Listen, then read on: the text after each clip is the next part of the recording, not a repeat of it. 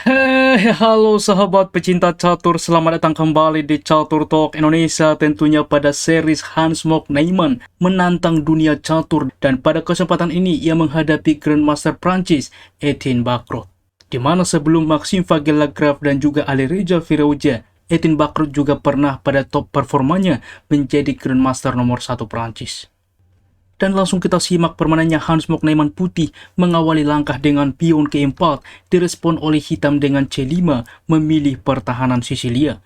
Kuda ke F3, lalu pion ke-6 variasi Prancis D4, pertukaran terjadi. Kuda ke C6 menawarkan kuda ke C3 dan menteri ke C7.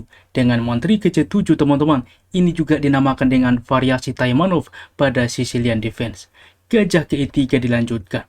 Mungkin ada bertanya, ada juga variasi mengapa bang? Kuda tidak ke B5 misalkan mengancam menteri, ada potensi forkingan ke depan.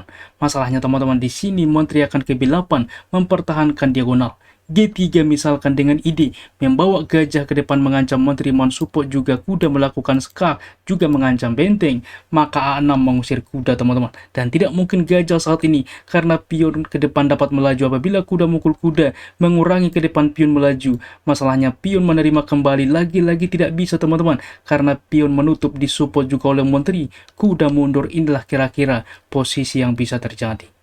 Kita kembali teman-teman di sini. Hans Mok Neyman tidak tertarik variasi ini, tetapi gajah ke E3 pengembangan, lalu pion ke A6 menjaga petak penting B5.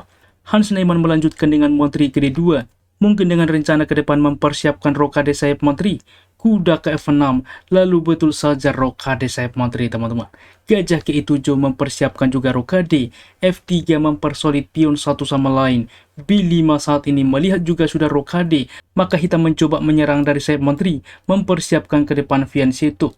Kuda memukul kuda, pion menerima, dan G4. Begitupun dengan Hans Mok Neyman, di mana menyerang dari sayap raja. E5 dimainkan, di mana membuka juga space ruang bagi gajah, dan H4 inisiatif lagi-lagi juga untuk berdobrak ke depan. Gajah ke 6 fokus rencana, menteri juga ke F2, di mana ke depan mencoba menawarkan gajah.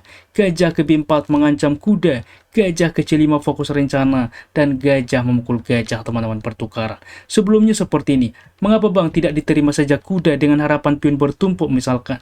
Masalahnya teman-teman, di sini hitam akan rentan terjebak karena terlihat pion gratis misalkan diterima pion A2, maka serangan balik yang bisa dimainkan gajah ke D6 teman-teman, mengancam menteri ke A5, di mana ke depan menekan skak juga mengancam pion. Masalahnya menteri ke C5 mengobati semuanya, mencegah skak, mensupport pion, bahkan counter attack mengancam pion teman-teman. Di sini mengancam pion tempo skak ke depan. Kuda ke D7, di mana juga mengancam menteri, mensupport pion, maka menteri menerima pion mengancam benteng, tetap juga mensupport saat ini. Gajah juga menjaga petak ini, maka keunggulan pun dimiliki oleh putih.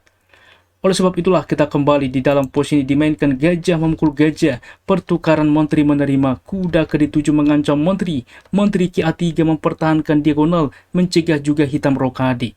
Menteri ke B6 saat ini counter attack melakukan skak, menteri ke D6 dimainkan, karena di posisi ini tidak memungkinkan lagi melakukan rokade sayap raja. Dengan berani hitam memainkan rokade sayap menteri, dan ini juga opsi terbaik secara tidak langsung ke depan mengancam juga menteri. Gajah ke E2 saat ini menghubungkan benteng satu sama lain.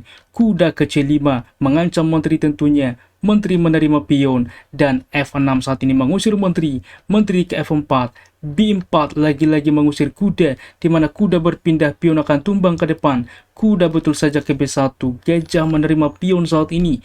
B3 dilanjutkan, di mana ke depan raja untuk juga menjebak gajah. Dan tanpa menghiraukan hal tersebut, hitam memilih dengan raja ke B7 di dalam posisi bahwa gajah terlebih dahulu mensupport pion adalah pilihan, tetapi E5 dimainkan oleh Hans Mok Neyman, dan kuda juga langsung mengancam menteri teman-teman. Sebelumnya di dalam posisi ini bahwa hitam sudah punya keunggulan jika menemukan kuda menerima pion B3 skak. Terlihat mengorbankan, di mana gajah menerima mengancam benteng. Benteng memukul benteng misalkan, di sini sebelum menerima benteng terlebih dahulu menteri ke C5 skak. Apa yang wajib dimainkan? Raja berpindah, masalahnya ini akan skakmat menteri di A2. Oke, apabila di sini gajah menutup teman-teman, maka yang terjadi benteng saat ini juga langsung menerima benteng dan gajah ini terancam. Kuda mensupport misalkan benteng ke-4 mengancam menteri, mengancam juga gajah. Menteri misalkan berpindah saat ini masalahnya benteng juga menerima gajah tempo skak, membuka juga menteri mengancam menteri. Menteri misalkan ke F5, masalahnya gajah yang memukul gajah. Kuda menerima, menteri menerima tempo skak, raja berpindah benteng ke D2, ancaman skakmat ke depan tak bisa dicegah. Sangat-sangat menarik kemungkinan yang bisa terjadi. Kita kembali teman-teman di dalam posisi langsung kuda ke-6 dimainkan mengancam menteri. Maka Hans Mok Neyman menemukan balasan terbaik menteri ke C4. Maka berlanjut kuda ke D4. Lalu pion saat ini juga langsung menerima pion. Pertukaran menteri melakukan skak saat ini. Raja berpindah gajah ke C4. Tepat waktu juga mensupport teman-teman. Dan pion terancam saat ini. Benteng ke F8 mengancam menteri mensupport pion.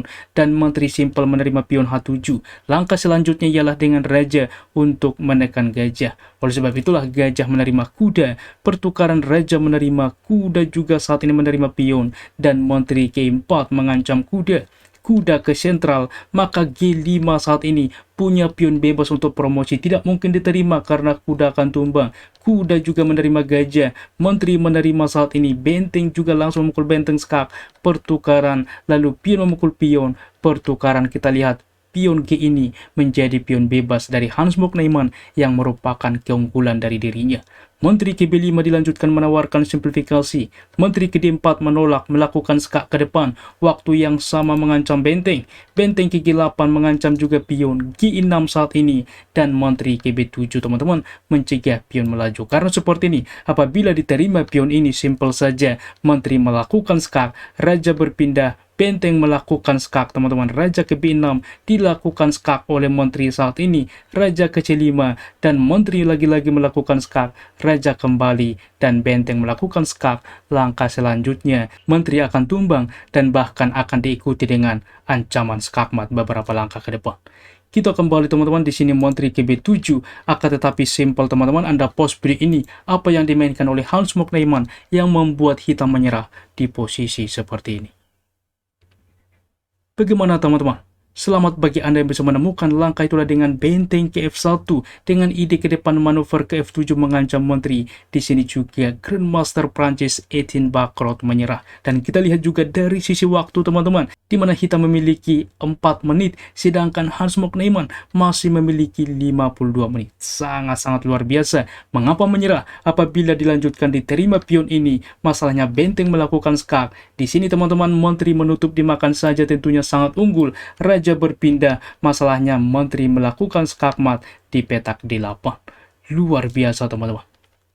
Dan adapun tingkat akurasi ulasan permain dari komputer menunjukkan Hans Mok Neyman memiliki akurasi 94,9% dan Grandmaster Etienne Bacrot 87%. Demikian ulasan catur menarik hari ini. Jika suka jangan ragu beri like teman-teman yang membuat kami semakin bersemangat lagi di dalam mengupdate konten catur menarik lainnya. Catur Yes Indonesia Jaya, keep sharing and keep loving. Bye bye.